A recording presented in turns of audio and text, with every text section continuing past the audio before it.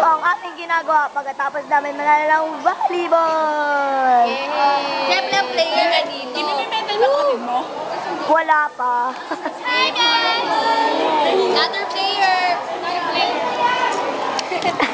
Paano? Uy, pin tayo. Oo, nakasya! Ako, wala nang boses. Ang jungle bag.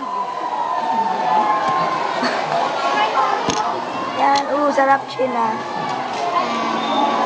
Di ba kayo happy? Nanalo tayo ng Yay! volleyball. Ang comment ni Mrs. Banikel. Masaya ako.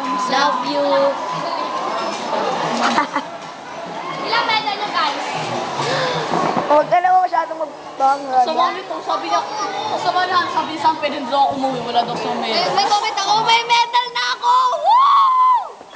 Ilang medal mo? Yes. Isa. Sino may 5? Ako meron.